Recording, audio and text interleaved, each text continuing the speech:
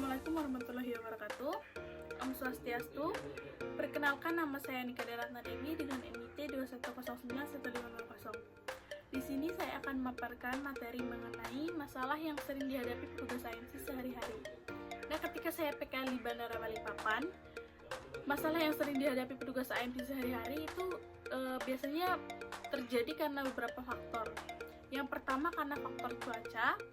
Pada saat saya PKL di Balikpapan, seringkali petugas AMC ini menghadapi cuaca buruk sehingga menyulitkan petugas AMC mengawasi pergerakan pesawat maupun kendaraan yang lalu lalang di area apron.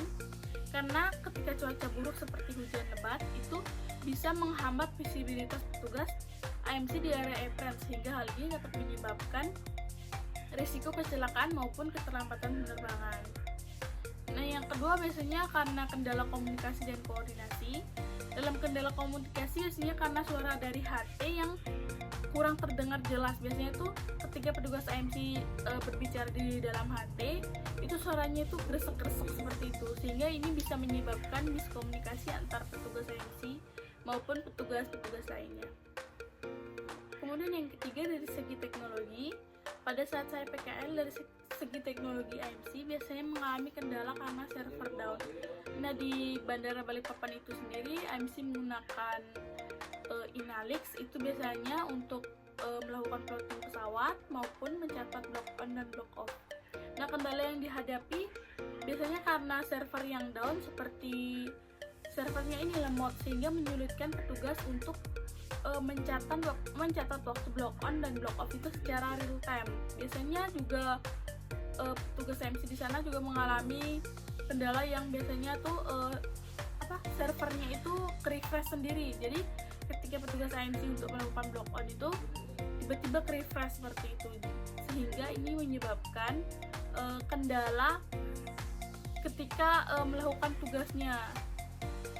Dan juga server down tersebut dapat menghambat waktu kerjaan dan juga mengganggu kualitas kerja dari petugas AMC itu sendiri. Kemudian untuk contoh kejadian kecelakaan atau insiden yang pernah terjadi di unit AMC ketika saya PKL di Balikpapan, untuk kecelakaan yang fatal itu sendiri tidak ada ya. Tapi untuk insiden itu pernah pesawat Citylink ketika landing gearnya ini mengalami kerobekan sehingga pesawat tidak dapat menuju ke taxiway maupun menuju ke apron. Nah, apa sih yang menyebabkan insiden tersebut? Nah, setelah ditelusuri, ternyata insiden tersebut karena kondisi landasan yang tidak ideal. Jadi pada saat itu runway masih dalam tahap maintenance, sehingga banyak runway yang tidak rata maupun terdapat runway yang berlobang. Waktu itu kenapa runway-nya di maintenance? Karena pada saat itu akan mendekati 17 Agustus, sehingga pada saat itu menteri-menteri ataupun presiden banyak datang ke Bandara Balikpapan untuk menuju ke IKN. Jadi runway-nya ini di maintenance agar lebih baik. Kemudian dampak terhadap unit AMC atau keselamatan itu yang pertama kerusakan pada landing gear yang menghalangi pesawat untuk melakukan taxiway atau menuju ke apron, menyebabkan penundaan yang signifikan dalam pergerakan pesawat di apron.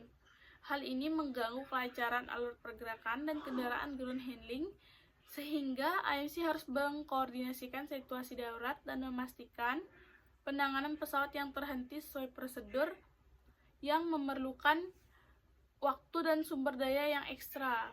Kemudian yang kedua, petugas AMC harus menangani situasi darurat ini, mengkoordinasikan dengan berbagai pihak sehingga